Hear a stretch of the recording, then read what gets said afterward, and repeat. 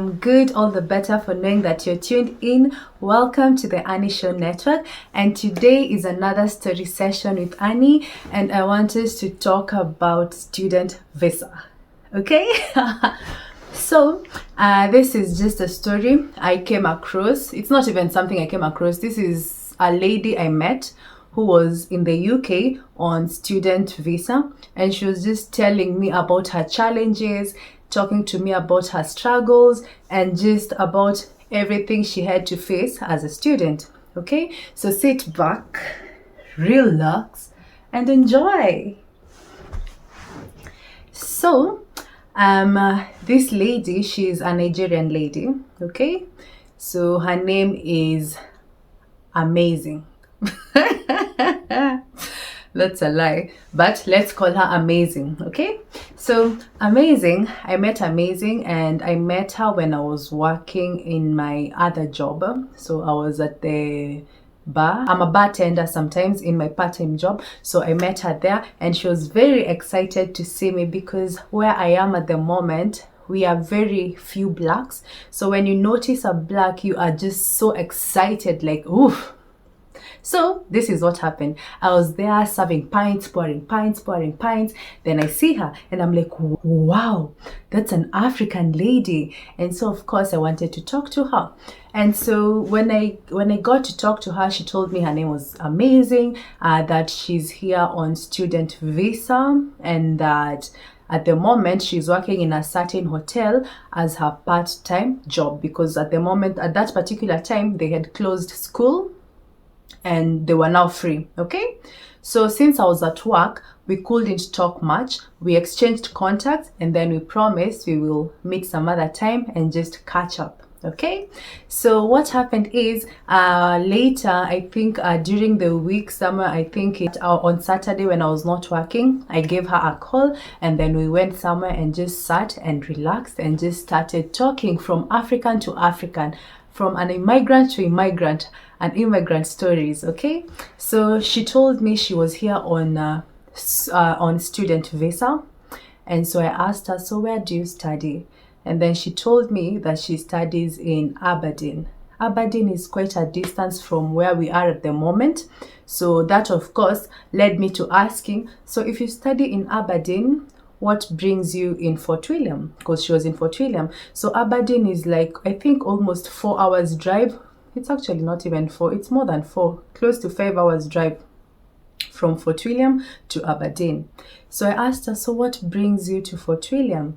And she says she came to Fort William to find a job. Okay, so then I asked her, so what is wrong with Aberdeen? Don't you have jobs in Aberdeen? And I think she said she did not get the jobs she wanted in Aberdeen, and so she was referred to come to Fort William, and at least she managed to find an accommodation in Fort William as well as a job. Because another stressful thing in this country is finding an accommodation, because it is such a hectic thing. So many people, less accommodation, and it's also very, very expensive. So apparently she was able to find accommodation in the hotel she was working in, and of course she would go to work. So I asked her, how is it like being a student? Like, how is your life being an immigrant here? And she was telling me, oh, I am tired. I'm trying to get the Nigerian accent. So she was telling me, this one is difficult to, school, I have to pay school fees. I have to study. I need to ensure that I pass. If I don't pass, then it is problem. The home office will be allotted. If I miss classes, problem. If I don't pay school fees, problem. I'm telling you, it is just wahala after wahala. And I was there thinking, okay, so tell me about it. What's going on? How is it like? So she was telling me, let us start with the hind view. Before everything changed, the law about student visa, initially you would be able to come to the UK on student visa. Upon arrival, you will then be able to switch your student visa to a work visa. Okay, and then you will then be allowed to bring your dependents.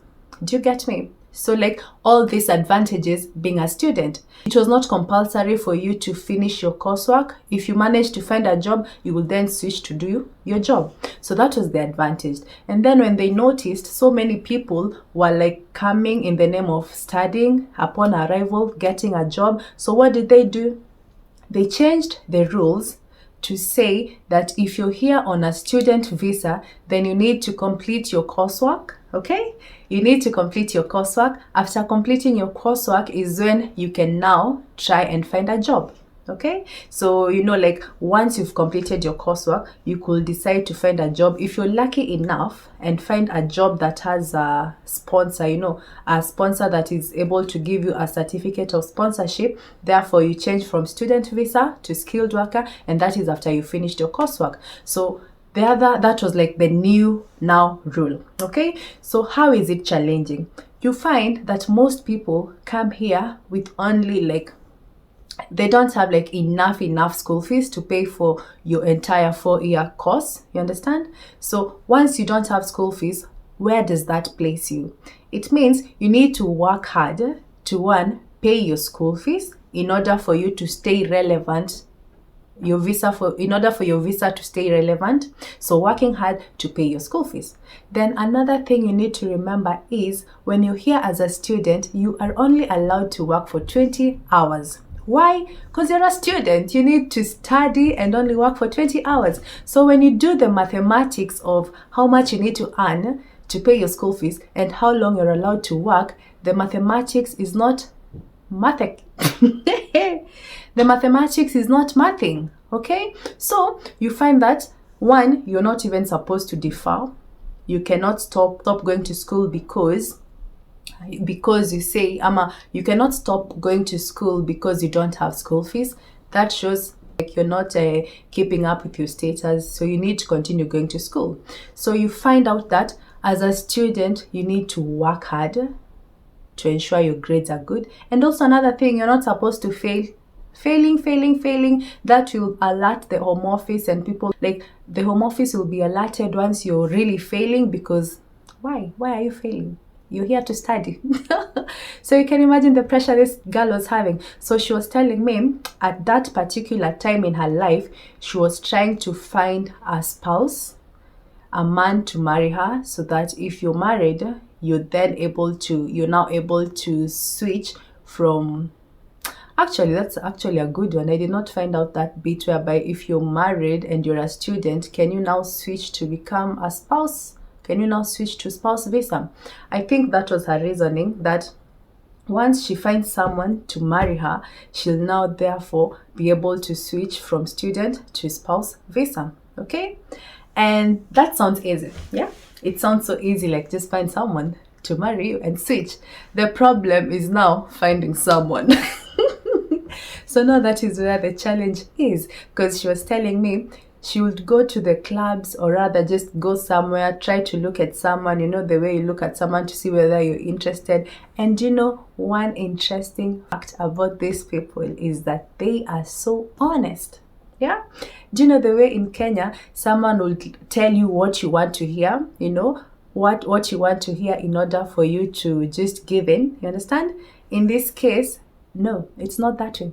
If they want you for a short term, then they'll be like, I want us to just be in it for a short term, nothing long term. If that's what you're looking for, then I'm okay with that. Can you imagine? That is being so straightforward. So she'll meet people like this, that they just want to have fun, nothing serious. And this lady is busy trying to find someone to settle down with, to save her the stresses of having to stay relevant being a student, because she's on student visa. So it was just so stressful for her, and you can imagine with the accent. So she's just like, me, I am so tired. I am tired. You come and meet these men of theirs, all they want to do is just drink and party. Every time, drink, party, girls, they just want to have fun. Myself, I don't have time to have fun. No. If time elapses when I'm still here, it's either I go back to Nigeria or no time to even have fun. So it was just hilarious. But then you realize that is something that so many people are going through. trying to manage to pay your fees, trying to manage to stay relevant in school and have your grades and have good grades, trying to balance all these things. And don't forget, since you are in the UK, you need to send money back home. So can you imagine the stresses someone has to go through? So these are things that someone gets to the country and you find out for yourself, because no one tells you these things. No one tells you. People assume that when you come here as a student, maybe you can just drop out, work very hard, go build buildings, get into real estate. No, it takes time. And after staying here for some time, I now begin to understand why. When we were back home, you realize someone has been out of the country for such a long time, and then you wonder, na huyu hata hana maendeleo, what is he doing back home? You come to realize people really struggle for them to even be able to have status in the country, for them to even have a stable life, just life whereby you're certain, you have your tomorrow is ready, you're sure about tomorrow. It is so hectic. So guys, that is the story. I hope you enjoyed it. I have not followed up with her to find out whether she managed to find someone, but I know God is with us all and He has everything worked out for us. Like, everything will just fall into place. And thank you for watching. If you have not subscribed, please press that subscribe button and also press the notification bell so that every time I post a video you get notified. Is that okay? So thank you so much for watching, and that's us. Bye bye.